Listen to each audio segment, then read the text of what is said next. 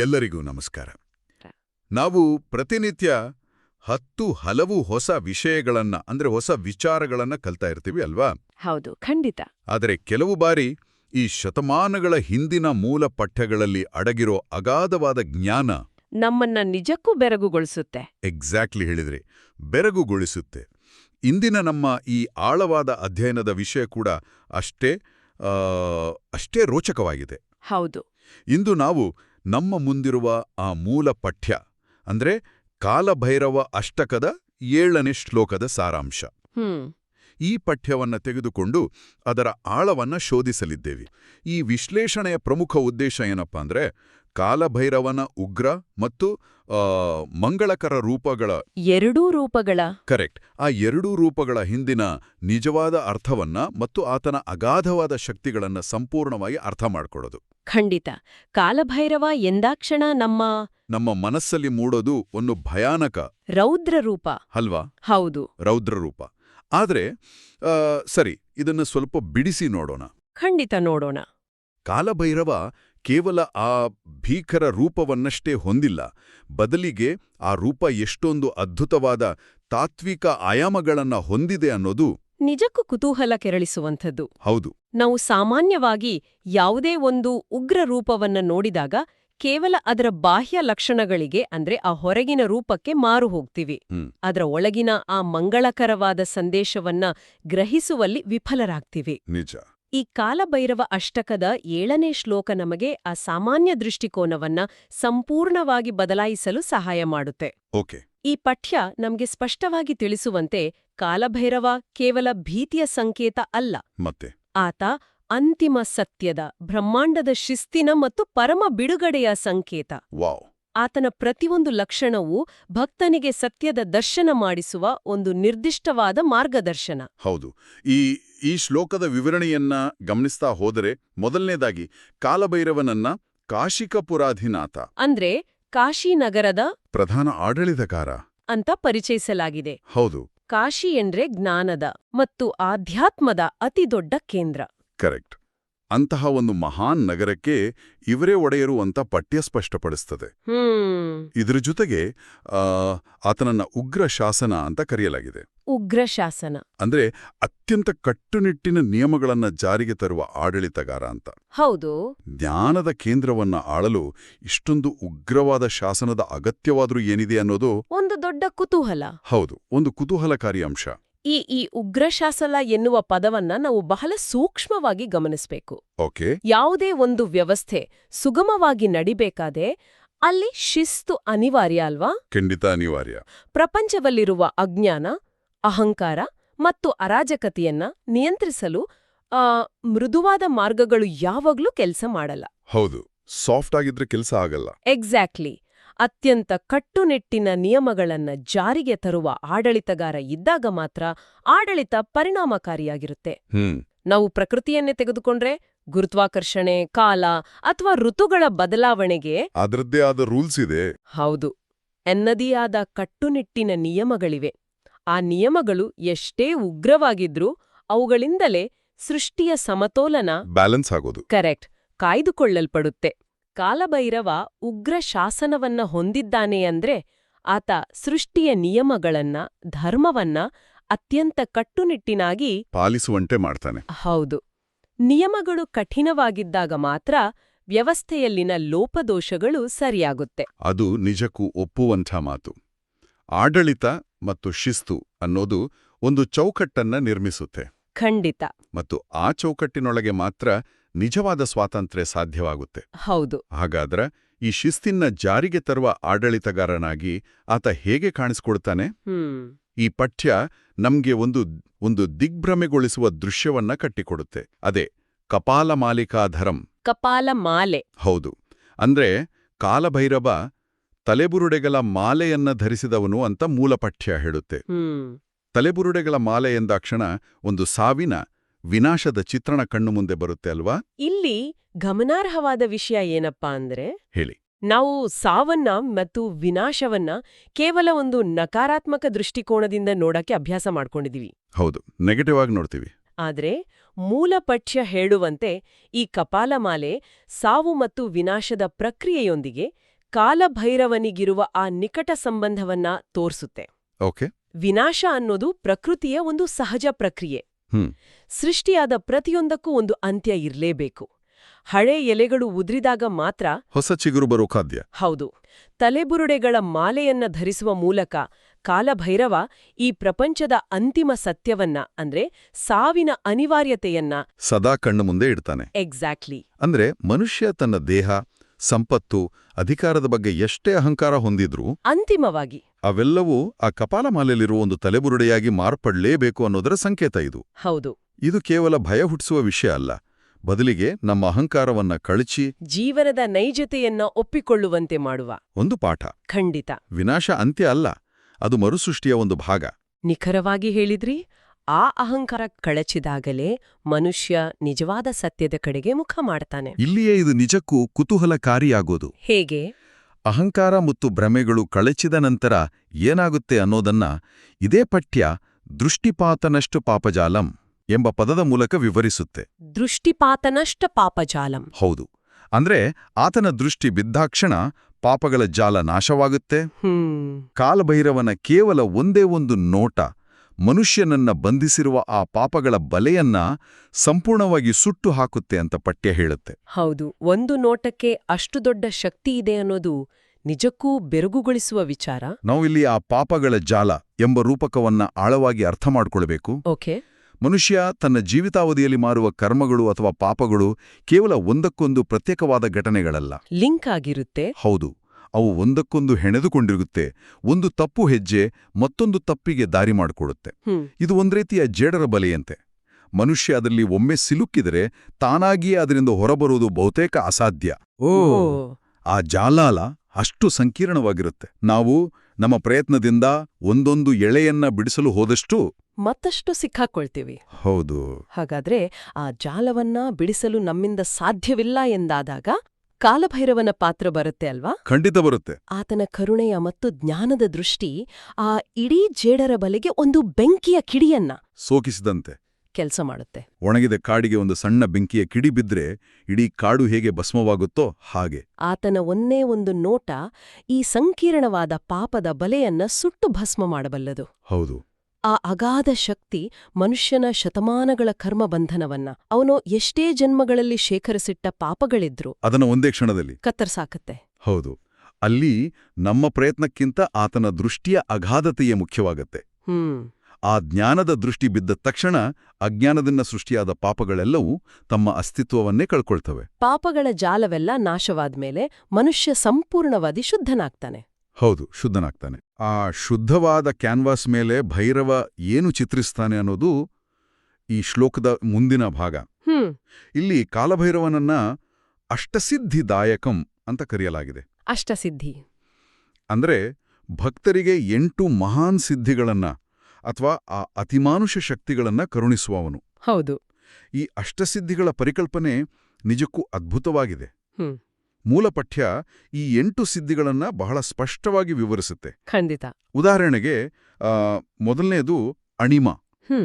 ಅಂದ್ರೆ ಅತಿ ಸಣ್ಣ ರೂಪ ತಾಳುವುದು. ಮನುಷ್ಯ ಕಣ್ಣಿಗೆ ಕಾಣದಷ್ಟು ಒಂದು ಪರಮಾಣುವಿನಷ್ಟು ಚಿಕ್ಕದಾಗುವ ಶಕ್ತಿ ಇದು. ಹೌದು. ಎರಡನೇದು ಅದರ ವಿರುದ್ಧವಾದದ್ದು ಮಹಿಮ. ಬೃಹತ್ತಾಗೋದು. ಕರೆಕ್ಟ್. ಬ್ರಹ್ಮಾಂಡದಷ್ಟೇ ಬೃಹತ್ತಾಗಿ ಆಕಾಶವನ್ನ ಮೀರಿ ಬೆಳೆಯುವ ಅಗಾಧವಾದ ಶಕ್ತಿ. ಒಮ್ಮೆ ಊಹಿಸಿ, ಒಂದು ಕ್ಷಣ ಧೂಳಿನ ಕಣದಂತೆ ಇರೋದು ಮತ್ತೊಂದು ಕ್ಷಣ ಇಡೀ ಗ್ಯಾಲಾಕ್ಸಿಗಳನ್ನೇ ತನ್ನೊಳಗೆ ಇಟ್ಕೊಳ್ಳುವಷ್ಟು ಬೃಹತ್ತಾಗೋದು. ಇದು ಭೌತಿಕ ಪ್ರಪಂಚದ ಮಿತಿಗಳನ್ನ ಹೇಗೆ ಮೀರುತ್ತೆ ಅನ್ನೋದು ನಿಜಕ್ಕೂ ಅಚ್ಚರಿ ಮೂಡಿಸುತ್ತೆ. ಖಂಡಿತ. ಇದು ಕೇವಲ ಗಾತ್ರದ ಬದಲಾವಣೆ ಅಲ್ಲ, ಮತ್ತೆ ಇದು ಅಸ್ತಿತ್ವದ ಮಿತಿಗಳನ್ನ ಮೀರುವ ತತ್ವ. ಇನ್ನು 3ನೇ ಮತ್ತು 4ನೆಯ ಸಿದ್ಧಿಗಳು ಕೂಡ ಭೌತಿಕ ನಿಯಮಗಳನ್ನ ಮೀರಿದವು. ಹೌದು. 3ನೇದು ಗರಿಮ, ಅಂದ್ರೆ ಅತಿ ಭಾರವಾಗುವುದು. ಎಷ್ಟೊಂದು ಭಾರ ಅಂದ್ರೆ ಈ ಭೂಮಿಯ ಮೇಲಿನ ಯಾವುದೇ ಬಲದಿಂದಲೂ ಆ ವ್ಯಕ್ತಿಯನ್ನ 1 ಇಂಚು ಕೂಡ ಅಲುಗಾಡಿಸಲು ಸಾಧ್ಯವಾಗದಷ್ಟು ತೂಕವನ್ನ ಹೊಂದುವುದು. ಮತ್ತು 4ನೆಯದು ಲಘಿಮ. ಇದು ಗರಿಮಾದ ನಿಖರ ವಿರುದ್ಧ. ಹಗುರವಾಗುವುದು. ಹೌದು. ಅಂದ್ರೆ ಅತಿ ಹಗುರವಾಗುವುದು, ಗಾಳಿಗಿಂತಲೂ ಹಗುರವಾಗಿ ಒಂದು ಹತ್ತಿಯ ಎಳೆಯಂತೆ ಗುರುತ್ವಾಕರ್ಷಣೆಯ ನಿಯಮಗಳಿಗೆ ಸಿಲುಕದೆ ಹಾರಾಡುವ ಶಕ್ತಿ. It amazing. ಇದು ಕೇವಲ ಭೌತಿಕ ಭಾರ ಮತ್ತು ಹಗುರತೆಯ ಬಗ್ಗೆ ಮಾತ್ರ ಅಲ್ಲ. ಓಕೆ. ಆಧ್ಯಾತ್ಮಿಕವಾಗಿ ನಮ್ಮ ಕರ್ಮಗಳ ಭಾರದಿಂದ ಸಂಪೂರ್ಣ ಮುಕ್ತರಾಗಿ ಹಗುರವಾಗುವ ಮತ್ತು ಸತ್ಯದಲ್ಲಿ ದೃಢವಾಗಿ ನೆಲೆಯೂರಿ ಯಾರಿಂದಲೂ ಕದಲಿಸಲಾಗದಂತಹ ಆ ಗರಿಮಾ ಸ್ಥಿತಿಯನ್ನ ತಲುಪುವ ರೂಪಕವೂ ಹೌದು. ಆ ರೂಪಕದ ಅರ್ಥ ತುಂಬಾ ಸೊಗಸಾಗಿದೆ. ನಾವು ನಮ್ಮ ಸಮಸ್ಯೆಗಳ ಭಾರದಿಂದ ಕುಗ್ಗಿ ಹೋಗ್ತೀವಿ. ಹೌದು. ಆದರೆ ಲಘಿಮಾ ಸಿದ್ಧಿ ಆ ಎಲ್ಲ ಭಾರಗಳನ್ನ ಮೀರಿದ ಹಗುರತೆಯನ್ನು ಸೂಚಿಸುತ್ತೆ. ಖಂಡಿತ. ಇನ್ನು ಮುಂದಿನ ಸಿದ್ಧಿಗಳನ್ನ ನೋಡಿದ್ರೆ 5ನೇದು ಪ್ರಾಪ್ತಿ. ಅಂದ್ರೆ ಪ್ರಪಂಚದ ಯಾವುದೇ ಮೂಲೆಯಲ್ಲಿರುವ ಎಷ್ಟೇ ಅಪರೂಪವಾದ ವಸ್ತುವನ್ನಾದರೂ ಸರಿ, ಕೇವಲ ಸಂಕಲ್ಪ ಮಾತ್ರದಿಂದ ಪಡೆಯುವ ಶಕ್ತಿ. ಹೌದು. 6ನೇದು ಪ್ರಾಕಾಮ್ಯ. ಅಂದ್ರೆ ಇಚ್ಛಿಸದ್ದನ್ನ ಸಾಧಿಸೋದು. ಕರೆಕ್ಟ್. ಮನಸ್ಸಿನಲ್ಲಿ ಮೂಡ ಯಾವುದೇ ಆಸೆ ಅಥವಾ ಇಚ್ಛೆಯನ್ನ ಅದಕ್ಕೆ ಎಷ್ಟೇ ಭೌತಿಕ ಅಡೆತಡೆಗಳಿದ್ರೂ ಸಂಪೂರ್ಣವಾಗಿ ಸಾಧಿಸುವ ಶಕ್ತಿ. ಮನುಷ್ಯನ ಅತಿ ದೊಡ್ಡ ಹೋರಾಟವೇ ತನಗೆ ಬೇಕಾದದ್ದನ್ನ ಪಡೆಯೋದ್ರಲ್ಲಿ ಇರುತ್ತೆ ಅಲ್ವಾ? ಹೌದು, ನಿಜ. ಆದ್ರೆ ಈ ಸಿದ್ಧಿಗಳು ಅಭೌತಿಕ ಹೋರಾಟವನ್ನೇ ಅಪ್ರಸ್ತುತಗೊಳಿಸ್ತವೆ. ಹೌದು. ಮತ್ತು ಈ ಶಕ್ತಿಗಳ ಪರಾಕಾಷ್ಠೆಯನ್ನ ನಾವು ಕೊನೆಯ 2 ಸಿದ್ಧಿಗಳಲ್ಲಿ ಕಾಣಬಹುದು. ಓಕೆ. 7ನೇದು ಈಶಿತ್ವ, ಅಂದ್ರೆ ಆಧಿಪತ್ಯ ಸ್ಥಾಪಿಸುವುದು. ಜಗತ್ತಿನ ಪ್ರತಿಯೊಂದು ಜೀವಿಯ ಮೇಲೆ, ಪ್ರಕೃತಿಯ ಪಂಚಭೂತಗಳ ಮೇಲೆ, ಹೌದು, ಸಂಪೂರ್ಣವಾದ ಒಡೆತನವನ್ನ ಹೊಂದುವ ಶಕ್ತಿ ಇದು. ಮತ್ತು 8ನೆಯ ಹಾಗೂ ಅಂತಿಮ ಸಿದ್ಧಿ ವಶಿತ್ವ. ವಶಿತ್ವ ಅಂದ್ರೆ ಇಡೀ ಬ್ರಹ್ಮಾಂಡದ ಯಾವುದೇ ಶಕ್ತಿಯನ್ನ ಅಥವಾ ಸನ್ನಿವೇಶವನ್ನ ತನ್ನ ಸಂಪೂರ್ಣ ನಿಯಂತ್ರಣದಲ್ಲಿ ಇಟ್ಕೊಳ್ಳುವ ಶಕ್ತಿ. ಅಬ್ಬಾ. ಕಾಲಭೈರವ ಈ 8 ಮಹಾನ್ ಶಕ್ತಿಗಳನ್ನ ತನ್ನ ಭಕ್ತರಿಗೆ ಕರುಣಿಸ್ತಾನೆ ಅಂತ ಈ ಪಠ್ಯ ಹೇಳುತ್ತೆ. ಇದರ ಅರ್ಥ ಏನಪ್ಪಾ ಅಂದ್ರೆ, ಈ ಭೌತಿಕ ಜಗತ್ತಿನ ವಿಜ್ಞಾನ, ಭೌತಶಾಸ್ತ್ರದ ನಿಯಮಗಳು, ಸಮಯ ಮತ್ತು ಸ್ಥಳದ ಮಿತಿಗಳು ಆತನ ಶರಣು ಹೋದೋರಿಗೆ ಅನ್ವಯಿಸೋದಿಲ್ಲ. ಎಕ್ಸಾಕ್ಟ್ಲಿ. ಅವರು ಭೌತಿಕ ಪ್ರಪಂಚದ ನಿಯಮಗಳನ್ನ ಮೀರಿದ ಪರಮಶಕ್ತಿಯನ್ನ ಪಡೆಯಬಲ್ಲರು. ಹೌದು. ಇದು ಯಾವುದೇ ಮ್ಯಾಜಿಕ್ ಬಗ್ಗೆ ಅಲ್ಲ. ಮತ್ತೆ ಬದಲಿಗೆ ಮುಕ್ತವಾದ ಆತ್ಮವೊಂದಕ್ಕೆ ಈ ಭೌತಿಕ ಪ್ರಪಂಚದಲ್ಲಿ ಯಾವುದೇ ಎಲ್ಲೆಗಳು ಇರೋದಿಲ್ಲ ಎನ್ನುವ ಸತ್ಯ. ಅಣಿಮ, ಮಹಿಮ, ಗರಿಮ, ಲಘಿಮ, ಪ್ರಾಪ್ತಿ, ಪ್ರಾಕಾಮ್ಯ, ಈಶಿತ್ವ ಮತ್ತು ವಶಿತ್ವ. ಹೌದು. ಈ 8 ಶಕ್ತಿಗಳು, ಈ 8 ಶಕ್ತಿಗಳ ವಿಸ್ತಾರವನ್ನರಿತಾಗ ಕಾಲಭೈರವನ ಮಹಿಮೆ ನಿಜಕ್ಕೂ ಅಪಾರವಾದದ್ದು ಅನಿಸುತ್ತೆ. ಖಂಡಿತ. ಪಾಪಗಳನ್ನ ಕಳೆದು ಇಂತಹ ಅಗಾಧವಾದ ಶಕ್ತಿಗಳನ್ನು ನೀಡೋದರ ಜೊತೆಗೆ ಈ ಶ್ಲೋಕದ ಅಂತಿಮ ಮತ್ತು ಅತ್ಯಂತ ಶಕ್ತಿಯುತವಾದ ಭಾಗವೊಂದು ನಮ್ಮನ್ನ ಚಿಂತನೆಗೆ ಹೆಚ್ಚುತ್ತೆ. ಹೌದು. ಪಠ್ಯದಲ್ಲಿರುವ ಆ ಪದ ಅಟ್ಟಹಾಸ ಭಿನ್ನಪದ್ಮಜಾಂಡ ಕೋಶ ಸಂತತೀಂ.